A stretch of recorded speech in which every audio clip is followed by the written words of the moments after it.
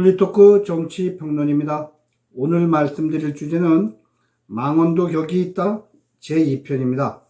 시청하시는 도중 구독, 좋아요 부탁드립니다. 노랑봉투법에 대한 비판. 김문수 후보는 2022년 자신의 유튜브 방송에서 불법 파업엔 손해배상 폭탄이 특효약이라며 반드시 민사소송을 통해 손해배상을 받아내야 한다고 주장했습니다.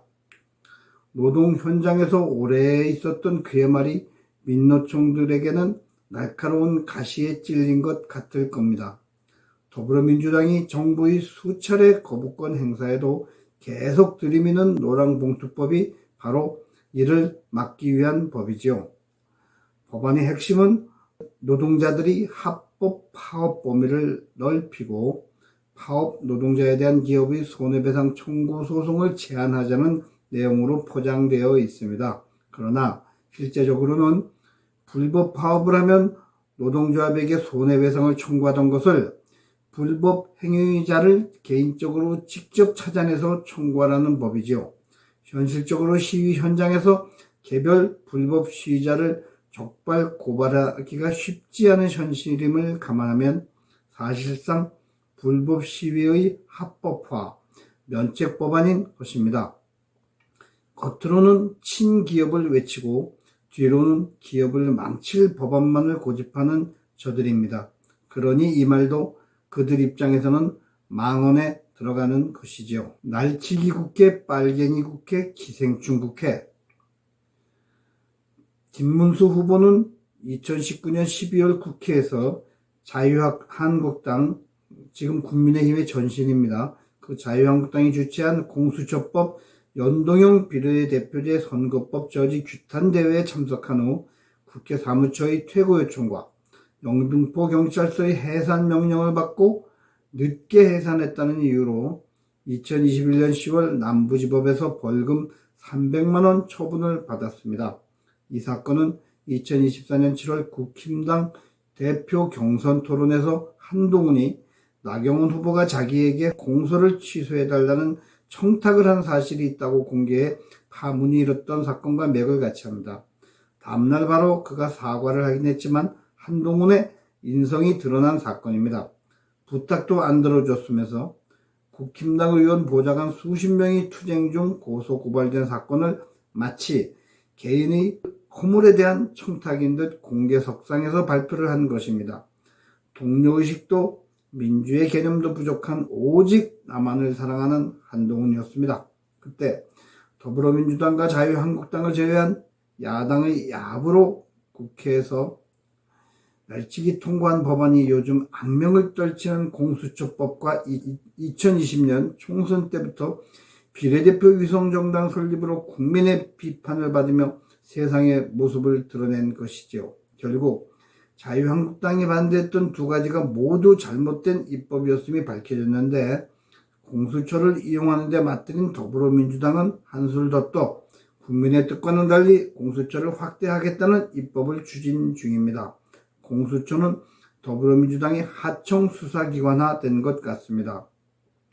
이런 입법에 대해 규탄을 하며 당시 집회 현장에서 한 말을 더불어민주당에서 망언으로 지목한 것입니다. 당시 김문수 후보는 집회에서 날치기 국회, 빨갱이 국회, 기생충 국회라며 여러분이 점령하시고 국회의 주인이 된 날입니다. 빨갱이, 기생충들을 쳐부수기 위해 오셨습니다고 말했습니다. 그럼 국회가 날치기, 빨갱이, 기생충이 아니라고 제대로 된 해명을 내놓아야 될 텐데 그냥 넘어갑니다. 그러더니 망언록에 등재했습니다. 뒤끝 장렬입니다. 4.3 제주는 남로당이 일으킨 폭동. 김문수 후보는 2024년 8월 26일 국회에서 열린 고용노동부 장관 후보자 인사청문회에서 4.3 제주는 명백하게 남로당이 일으킨 폭동이라고 말했습니다. 국회는 4.3 폭동 희생자를 국가가 보상한다는 법을 만들었습니다. 국군에 의한 억울한 피해자도 있었겠지만 공산주의자들이 반란과 폭동으로 희생당한 사람들이 많이 있습니다. 문제는 법이 국군에게 희생당했다고 해야 보상금을 주니 보상금을 받으려면 공산당한테 피해 입은 사람도 국군에게 피해를 입었다고 종용하고 있다는 것입니다. 이런 나라가 어디 있습니까? 4.3 폭동의 정확한 역사적 진실이 있음에도 정치적으로 야합해서 표만 의식한 보상금을 주는 이런 제도는 없어져야 합니다. 이 보상금 말고도 여러 나라 곳간 빼먹는 보상금들이 있지요. 그 중에는 김문수 후보가 신청을 하지 않은 민주화 보상금도 포함됩니다. 액수는 아마 10억 원가량 된다고 합니다. 박근혜 탄핵 역사적 재평가 필요. 김문수 후보는 같은 인사청문회에서 박근혜 탄핵은 잘못된 결정으로 역사적 재평가가 이루어질 것이라고 말했습니다. 김 후보는 문재인 정권 시절인 2019년 국회에서 열린 토론회에서 박근혜가 뇌물죄로 구속되었는데 분노하지 않는 국회의원은 의원 자격이 있나? 하고 강하게 비판했습니다. 이어 박근혜를 구속시키고 이명박까지 구속시켜야 되느냐며 질타했습니다. 너무도 당연한 말을 좌파들은 망언이라고 뽑았습니다. 9명의 헌재 재판관들이 밀실에서 법리도 무시한 채 거래하듯이 국가 원수의 탄핵을 결정하는 그런 제도부터 없애야 할 것입니다. 수천만 국민의 직접 투표로 뽑힌 대통령을 선출의 당위성도 제대로 갖추지 못한 수준 미달의 편향된 헌법재판관들이 파면 결정을 내린다는 것은 민주주의에 대한 심각한 도전이라고 볼 수 있습니다. 그런데 더불어민주당은 그런 헌재를 강화해서 대법원 최종 판결에 불복할 경우 헌재에서 3심이 아닌 4심을 받게 하겠다는 겁니다. 도대체 누가 이런 법을 구상할까요? 이번 대선의 주요한 아젠다 중 하나도 87 체제의 종식이며 그에 따른 개헌도 필수적일 수밖에 없는 바 차제의 이런 불합리한 탄핵 제도를 바꿔야 할 것입니다. 물론 국회의 줄탄핵도 제도적으로 통제해야 합니다. 탄핵을 제기했으면 그에 따른 민형사상 책임도 지게 만들어 탄핵의 남발을 막아야 합니다. 더불어민주당의 무책임한 줄탄핵으로 헌재의 재판을 받는 공무원은 변호사비를 자비로 충당해야 합니다. 탄핵이 기각되어도 소송비를 국가가 물어주지 않습니다. 그런데 좌파 변호사들은 국회로부터 고액의 변호사비를 챙기고 있습니다. 좌파 방식의 서로 돕기 상호 부조가 이런 탄핵 국면에서도 나타나고 있습니다.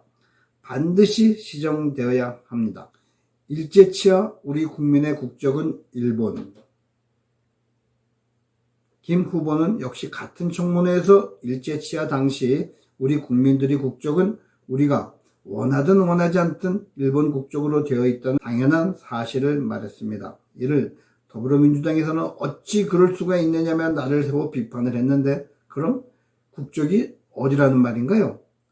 마라톤 송기정 선수의 일장기를 동아일보가 지은 것은 무엇으로 설명할 수 있나요? 당시 올림픽 선수들은 일본 대표팀으로 대회에 참가할 수밖에 없었습니다. 일본 여권으로 출국을 한 것이지요. 역사적 사실을 인정하지 않고 부인하면 자존심은 세울지 몰라도 달라지는 것은 없습니다.